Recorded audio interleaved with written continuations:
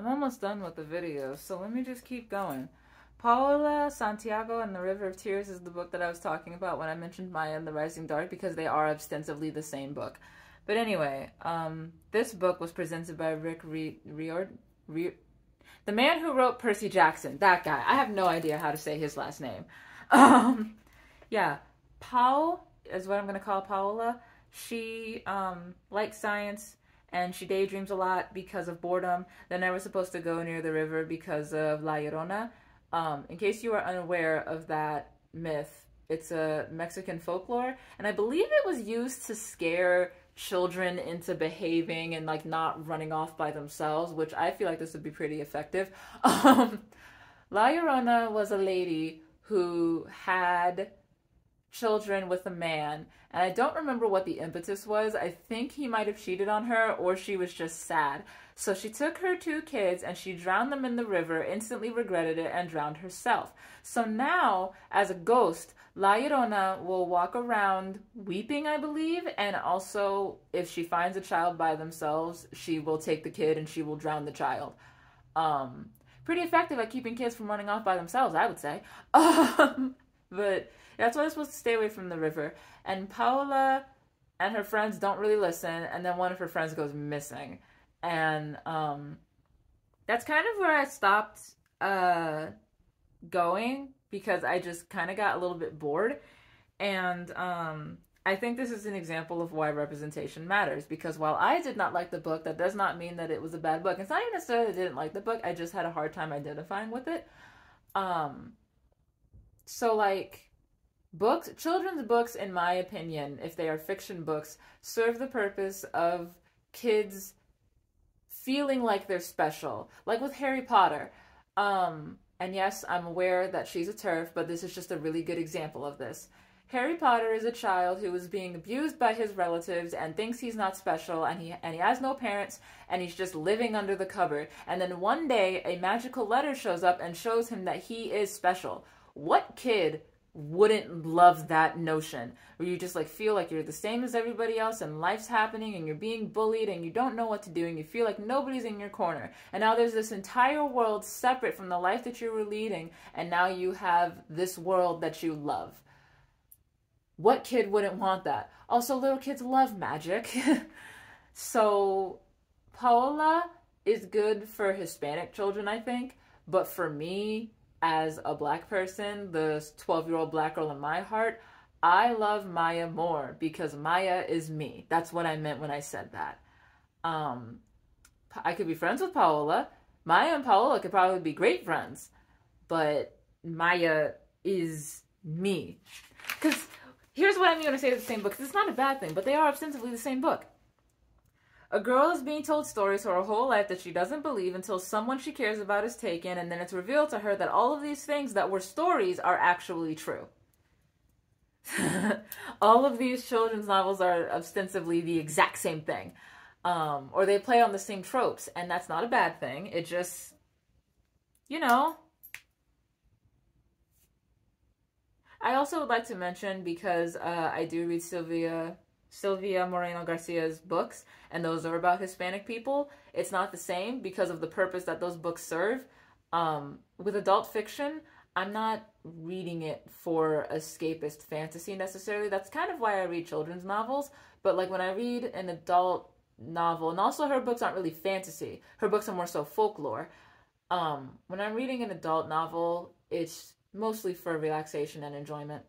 So, like, these books I read because I imagine the child me reading them, because I also didn't read a lot of other things besides Harry Potter when I was a kid. So, yeah, I like books, and I like children's books, and I think this book would be very age appropriate in the same way Maya and the Rising Dark is. And then I read Noughts and Crosses, or at least I tried to. Also, and I think this is an important detail to mention, if you are unaware of Noughts and Crosses, it takes place in the 1960s, which is why a lot of what's going on makes sense to me now.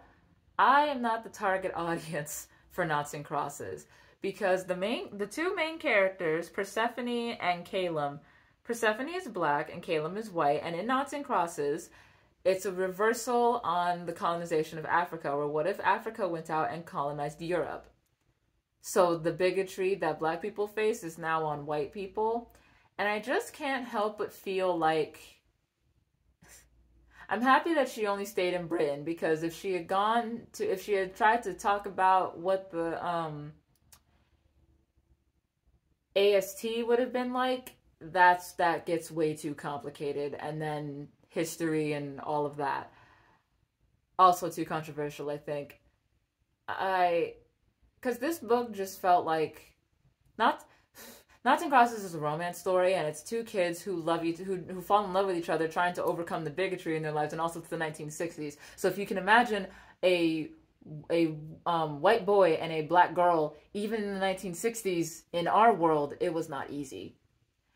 So, yeah, I don't know. It just didn't feel like it was for me, because it just felt like, hey, if you're a racist individual, please be uncomfortable. You see what you're doing to us? You see what happens when you flip the script? It's uncomfortable, isn't it? And I don't need that. I read lots and lots of history books. I have read Stand from the Beginning by Ibram Kendi. I have The New Jim Crow. I have The Color of Law. I don't need books like this in my fiction as well. I get enough of that from nonfiction and just living in America. So, yeah, Noughts and Crosses is not a bad book. It's actually at the top of my wouldn't read again list, because if I had to choose one of those books to read again, it would be Noughts and Crosses, even though I didn't finish it. Yeah, I didn't like it. Sense and Sensibility was next. I have opinions on classics because I like Pride and Prejudice. I did not like Sense and Sensibility. The reason I think I like Pride and Prejudice and not Sense and Sensibility is because I have an emotional attachment to Keira Knightley in Pride and Prejudice. Like, I know that one is kind of the worst one because it's a little bit more dramatic, but it was also 2005. And I don't dislike the Colin Firth one. I enjoy them. Don't you love how I identify these movies based on the actor in the movie that I can identify? Because Colin Firth in his version played Mr. Darcy, and in Keira Knightley's version, she played Elizabeth. There we go. I couldn't remember her name. I'm sorry. But yeah, like, this book is essentially about, it's just another love story, but it didn't feel like there was any drama. That's all. Pride and Prejudice had so much drama. Sense and Sensibility didn't feel like there was any drama. So, yeah, I didn't finish reading that either.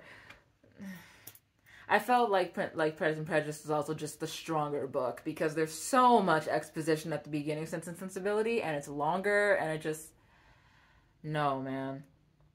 So, I have opinions on classics, and I have 3 main opinions on them. For the most part, and it's just the unfortunate reality of the fact that they are classics, they are racist.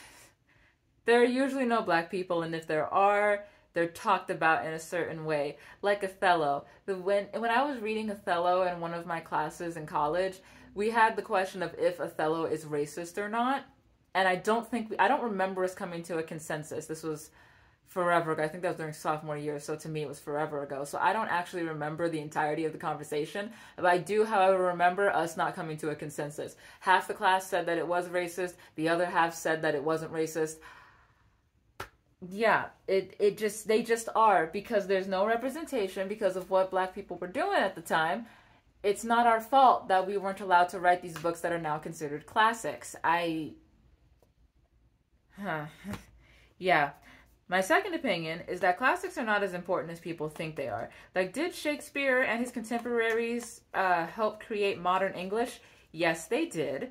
However, the themes that they have in their stories, because they were so popular, you cannot tell me that you cannot find another version of Star-Crossed Lovers that is just as good and appropriate for school. If I have to read Romeo and Juliet one more time, I'm going to scream. I read it like 5 times. No, I only enjoyed one rendition of it. I hate Romeo and Juliet. It's just so typical. I read earlier on my channel, you can go find the video. Queen Mab is technically Romeo and Juliet. I loved that book. Queen Mab is so good. Like, just because something is derivative or influenced by the classics does not mean that you skip over them entirely and go read the classics. That's not what you do. Like, also, I feel like it would help a lot more people read if we read books just default that were written in the text that we have now. It would just be easier. Like, I don't want to open a book and have a translation of what I'm supposed to get from this on the opposite side of the page. No, I'm not doing that. Like, also, why are classics always the white ones? Why is there rarely anything from the like, I know why, but why is there rarely anything from the Harlem Renaissance? Like, Zora Neale Hurston? Anyone? Their eyes are watching God? No? Octavia Butler? Octavia Butler? Yes. Octavia Spencer's the actress. Octavia Butler is the author. My third one is that classics are boring. We read them every year for school, and they're never fun, and we already also know all these stories. We know that Romeo and Juliet die. We know that Julius Caesar gets stabbed 12 times, et tu, Brute. Like, we know all these things.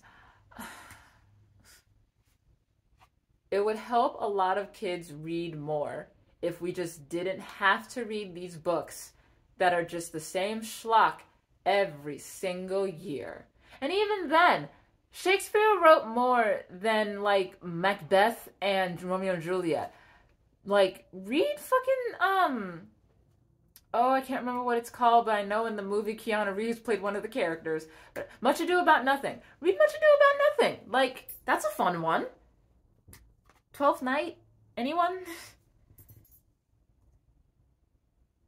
I feel like when we only read these white male authors, we just do students a disservice, especially the ones that look like me or look like Paola.